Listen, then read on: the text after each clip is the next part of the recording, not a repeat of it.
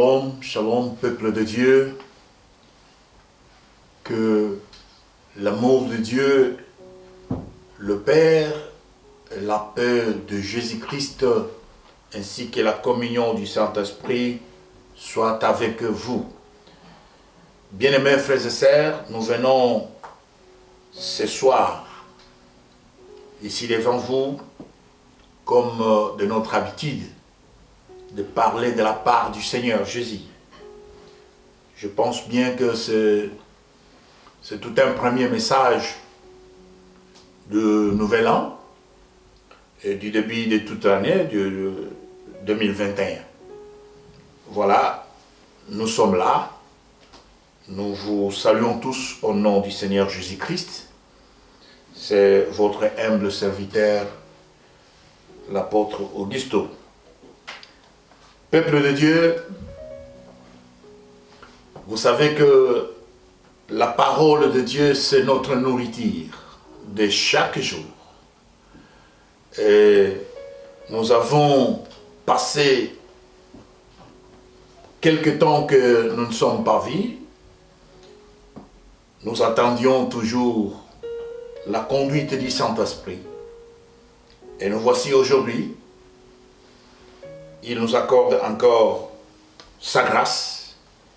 C'est pourquoi nous passons pour vous annoncer la bonne nouvelle du Christ. Soyez prêts, bien-aimés dans le Seigneur. Peuple de Dieu, nous savons très bien que l'année passée, vers le 12e mois, vers la fin de l'année 2020, nous avions entamé avec vous ensemble un grand thème sur la délivrance qui était intitulé « La délivrance de l'épouse du Christ ». Cette année, comme nous sommes toujours sur l'inspiration du Saint-Esprit, il faut beaucoup écouter le Saint-Esprit. Alors il insiste toujours que nous puissions continuer avec le même thème parce que c'était tout simplement l'introduction. Maintenant, nous voulons entrer dans la profondeur de la délivrance. Peuple de Dieu. Aujourd'hui, nous allons parler du sous-thème. Un deuxième sous-thème qui est intitulé comme la délivrance est un ministère. Le premier sous-thème était le principe fondamental de la délivrance. Le deuxième sous-thème, nous le voyons ici comme la délivrance est un ministère. Nous allons ouvrir avec vous ensemble le livre d'Ésaïe, chapitre 9. Ésaïe, chapitre 9, verset 5, jusque-là, 1 à 5, donc verset 5, la Bible nous dit, dans Ésaïe chapitre 9, verset 5, la Bible nous dit, car un enfant nous est né, un fils nous est donné, et la domination reposera sur son épaule. On l'appellera admirable, conseiller, Dieu puissant, Père éternel et prince de la paix. C'est ce qui veut dire, peuple de Dieu, que la parole de Dieu, ici,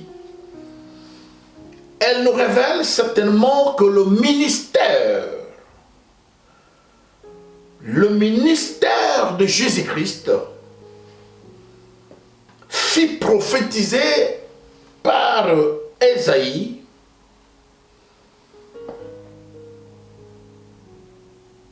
car il fut l'un des prophètes qui parla de la naissance, comment devrait être la naissance de Jésus-Christ. La Bible nous montre ici que Ésaïe vient annoncer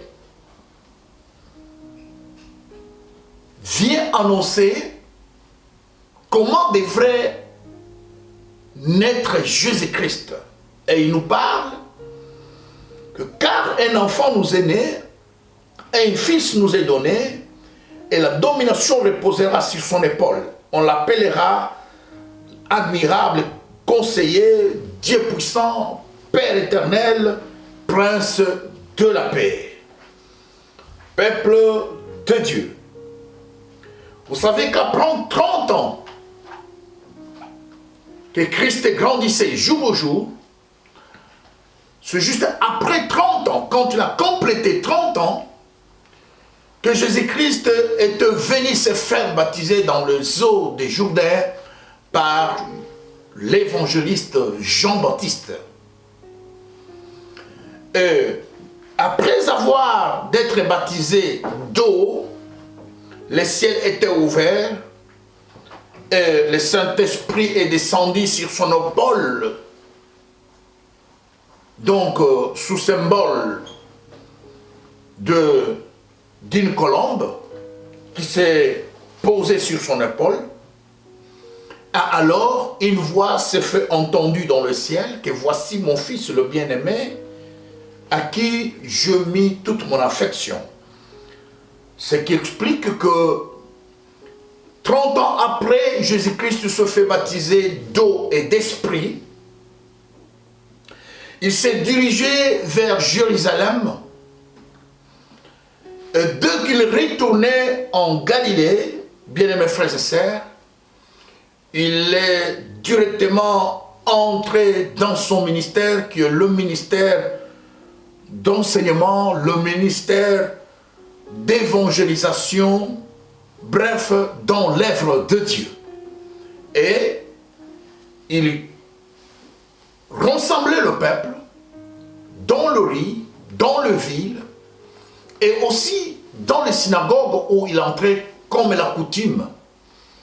L'un des samedis, il se présente dans un temple, dans une synagogue. Alors, là, on lui présente le livre du prophète Ésaïe, là où il se trouve maintenant, c'est que Ésaïe prophétisa. La Bible dit que lorsqu'on lui présente ces livres, bien-aimés dans le Seigneur, que Christ était bien revêtu de la puissance de l'Esprit lorsqu'il retourna en Galilée. Et dans la synagogue, on lui présente ces livres. Il commence à lire là où il trouve l'Esprit qui lui parlait et l'Esprit qui lui disait certainement que ces prophéties, donc son être était déjà prophétisé par Ésaïe. Dans Luc chapitre 4, vous allez lire, bien-aimés dans le Seigneur, vers les versets 16 jusqu'à 18, il dit ceci: il se rendit à Nazareth, où il avait été élevé, et selon sa coutume, il entra dans la synagogue les jours du sabbat. Il s'éleva pour faire la lecture. On lui remit les livres du prophète Ésaïe. L'ayant déroulé, il trouva l'endroit où il était écrit: l'Esprit du Seigneur est sur moi, parce qu'il m'a oint pour annoncer une bonne nouvelle aux pauvres. Il m'a envoyé pour guérir ceux qui ont le cœur brisé et pour proclamer aux captifs la délivrance. Christ est venu faire un travail. Christ a été mandaté pour un travail.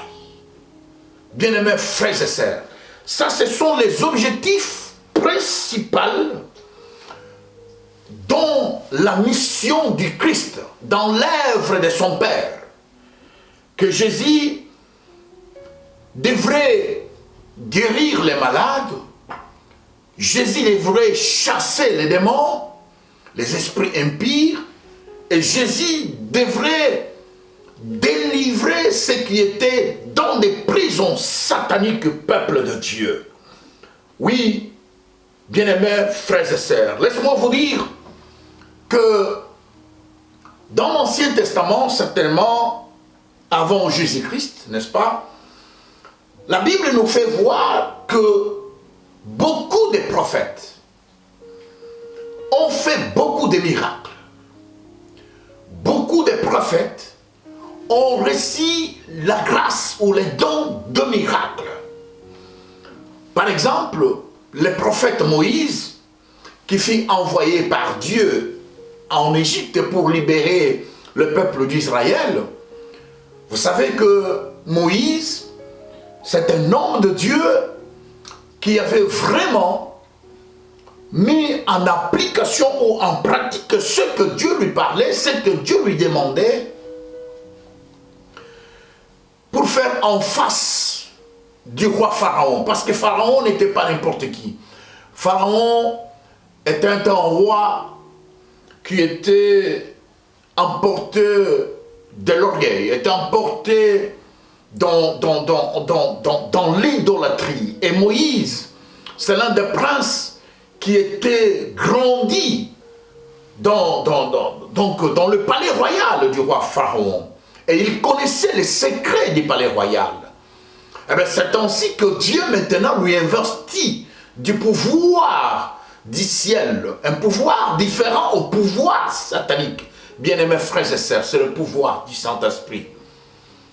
Voilà que Dieu lui demanda de faire le miracle. Et le miracle s'est manifesté au travers de Moïse, en face des Égyptiens, en face du roi Pharaon. Le roi Pharaon fit, en d'autres termes, l'un des premiers témoins.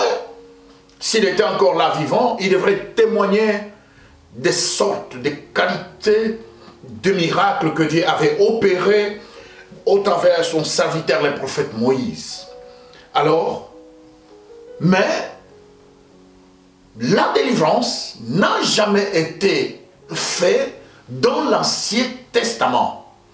Mais nous avons vu, de l'arrivée du Christ Jésus, le prophète d'abord, Ésaïe, révéla son arrivée, sa naissance.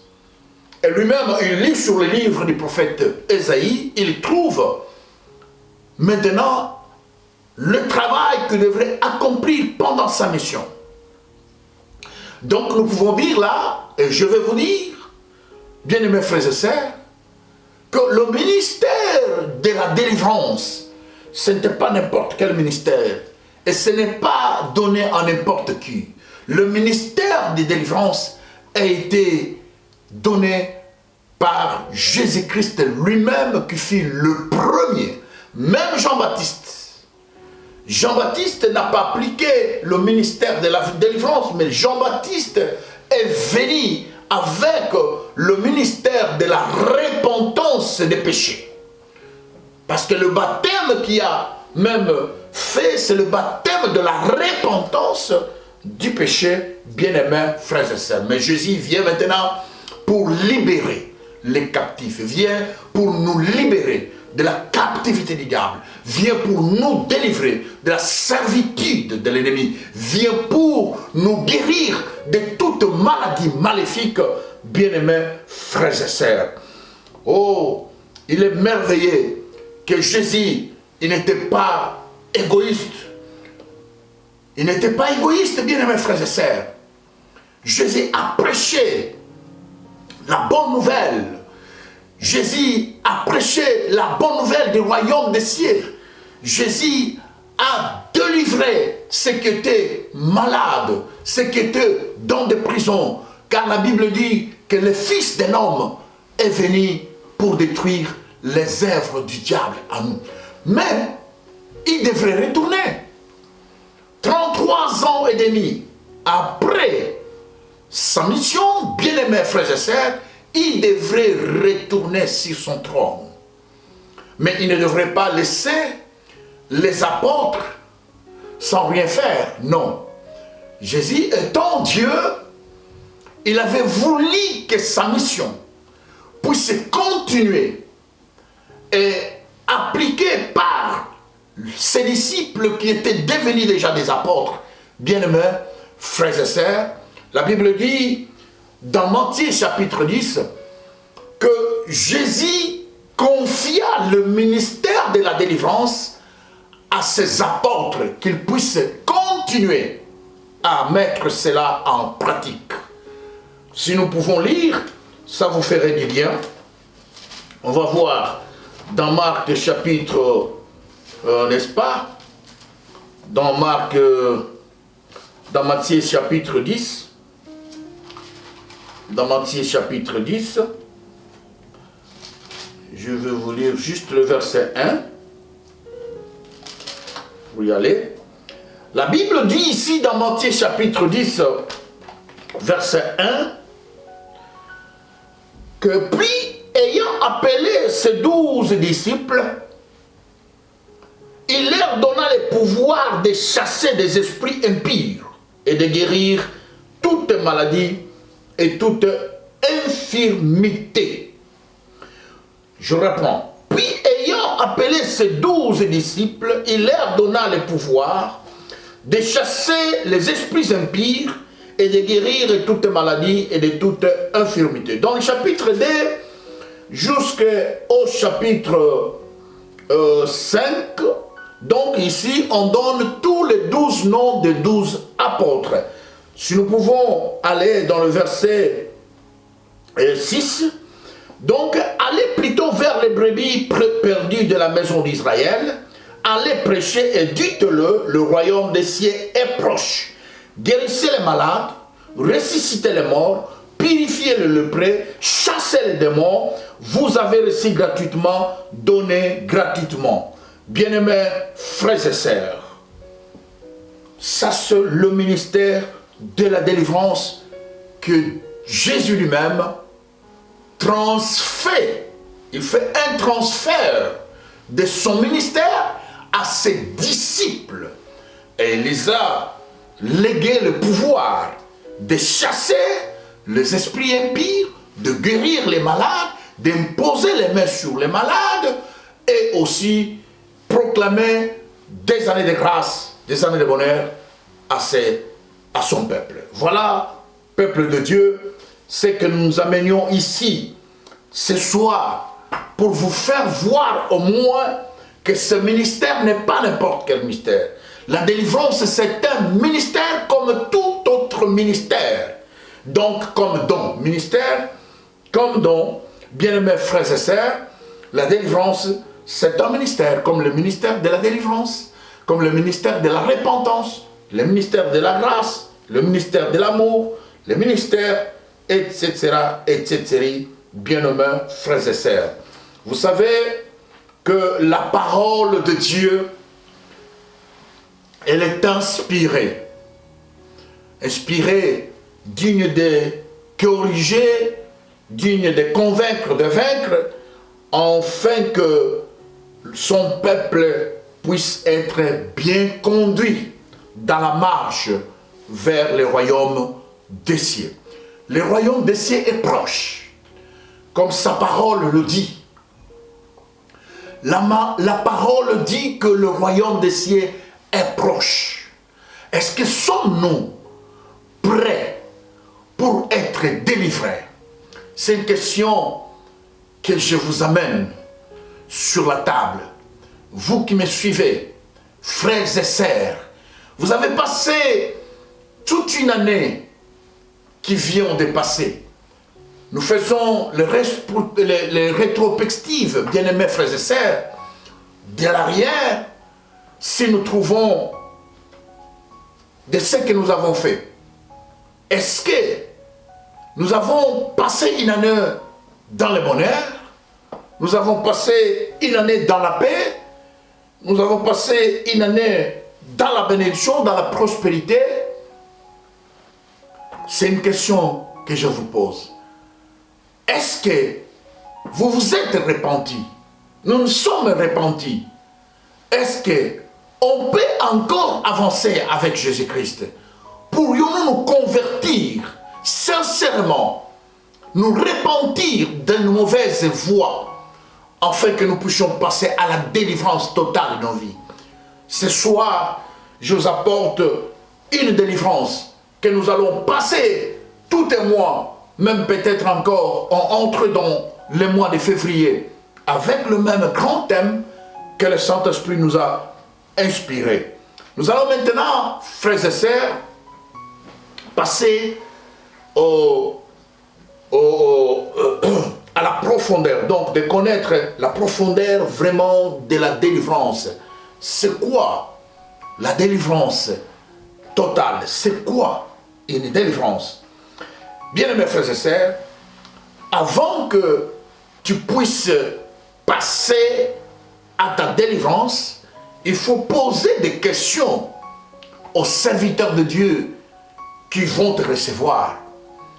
Parce que si tu ne connais pas ce que toi tu veux faire, tu risques de t'introduire dans des hérésies. Tu risques de t'introduire dans des échecs spirituels. Mais bien avant, je voudrais que, avant que tu puisses aller dans une église, ou lorsque tu veux aller dans une église, et que qu'on puisse appliquer sur toi la délivrance, bien-aimé, il faut d'abord poser la question. C'est quoi d'abord la délivrance? Parce qu'un peuple qui ne connaît pas la connaissance, bien-aimés frères et sœurs, qui n'a pas la connaissance de la parole de Dieu, c'est un peuple qui se perd comme ça, sans que tu puisses te retrouver. Parce que la Bible dit, la parole de Dieu nous dit dans son livre que mon peuple périt faute de connaissance. Mais à toi qui reçois cette connaissance que je t'amène encore ce soir, je voudrais que tu puisses certainement entrer dans la profondeur. Je vais t'ouvrir la connaissance sur la délivrance. C'est quoi la délivrance? Souvent, nous essayons de donner une définition limitée, une définition courte de la délivrance. Mais ici, je vais vous donner une délivrance, la définition totale qui a de plusieurs points sur plusieurs domaines que nous allons découvrir ici. Premier point, nous voyons que la délivrance, c'est tout simplement être délié de liens démoniaques. Excusez-moi, des liens démoniaques. C'est-à-dire quoi? Être délié de liens démoniaques, en d'autres termes, que si vous observez la vie de beaucoup de gens autour de nous, nous avons une famille, nous avons des frères et sœurs, nous avons des parents, nous avons des bons voisinages, donc les voisins autour de nous. Et toute cette équipe de personnes, tout cet entourage, si nous voyons autour de nous, nous avons des païens, des chrétiens, bien-aimés frères et sœurs, même aussi des serviteurs de Dieu, vous découvrirez qu'autour de tous ces gens, de tous ces groupes, ça ne manque jamais des événements mauvais et des circonstances, bien-aimés frères et sœurs. Ça ne manque pas des événements mauvais, des circonstances. Et si vous découvrez directement, vous vous retrouvez aussi que vous êtes dans un entourage là où il y a des événements mauvais, bien aimé, sachez-le que les ténèbres vous entourent. Vous êtes entouré par les ténèbres. Et n'hésitez pas de chercher ta délivrance. Parce que les liés peut être bloqué. Les milliers peut être bloqué. L'entourage peut être bloqué. Même la famille. Car la Bible dit que l'homme a ses ennemis, le membre de sa famille. Même dans la famille, si nous découvrons qu'il y a quelque chose qui ne marche pas, il y a que des ténèbres pendant que dans d'autres familles, ils avancent et nous, notre famille n'avance pas, bien aimé, cherche à découvrir quel est le fruit qui est au milieu de vous et pourquoi vous n'avancez pas. Cherchez immédiatement la délivrance. Deuxième point, la délivrance, c'est la destruction du joug de l'ennemi. Le joug, c'est quoi? Le joug, c'est quelque chose qui nous empêche à avancer ou à aller de l'avant. Le joug, c'est quelque chose qui nous bloque de progresser. Les jougs, c'est une chose qui limite nos vies. Les jougs de l'ennemi nous limitent la vie. Vous savez, peuple de Dieu, que le diable n'aime pas que les enfants de Dieu puissent évoluer dans la bénédiction. Le diable préfère toujours l'échec aux enfants de Dieu. Mais la Bible dit que Dieu souhaite que nous puissions prospérer à tous égards comme prospèrent nos âmes. Mais ici, le diable met un joug sur nous pour que nous ne puissions pas avancer, pour que nos enfants ne puissent pas évoluer. Vous trouverez des enfants qui n'étudient pas. Peut-être c'est un lien familial. Nous avons dit dans le premier point que la délivrance, c'est de délier. Il faut savoir se délier dans des liens démoniaques. Alors vous trouverez que les parents étaient liés. Comme c'est un lien de la pauvreté, alors ce lien est transféré aux enfants. Et aux enfants jusqu'à la 4e, 5e génération, bien-aimés dans le Seigneur, la malédiction continue. Mais ici, Dieu nous montre comment pourrions-nous être délivrés et dans quel domaine.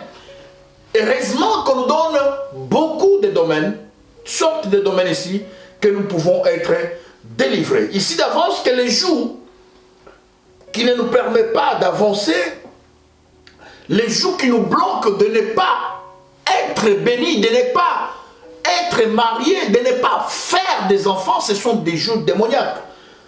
En d'autres termes, ce sont des prisons sataniques. Vous savez, les esprits impies peuvent empêcher l'homme de ne pas progresser dans ses affaires ou même dans le ministère. Ce n'est pas seulement les fidèles, ce n'est pas seulement des païens ou des chrétiens. Il y a aussi des vrais chrétiens, il y a aussi des serviteurs de Dieu qui n'avancent pas dans leur ministère. Ils veulent faire quelque chose, mais ils n'arrivent pas à progresser. Il a des projets à faire avancer son église, mais il n'arrive pas à la faire grandir. Il ne sait pas comment, même pas prier pour que le Seigneur puisse lui ouvrir cette porte. Le Seigneur est là pour qu'il puisse ouvrir. Mais tu es bloqué, c'est parce que tu as hérité un lien de limitation.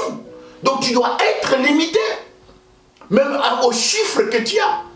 Pendant que les autres avancent pour atteindre des capitaux normaux, bien aimés dans le Seigneur, mais toi tu te limites qu'à 1 000 $, soit à 100 $.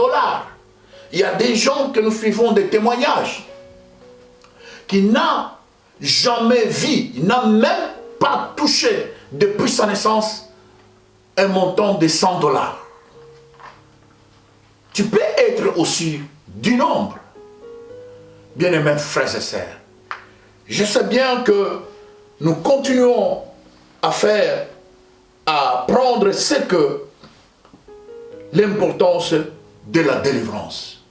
Gloire au Seigneur. Je voudrais ce moment que nous puissions être attentifs pendant ces enseignements sur la délivrance.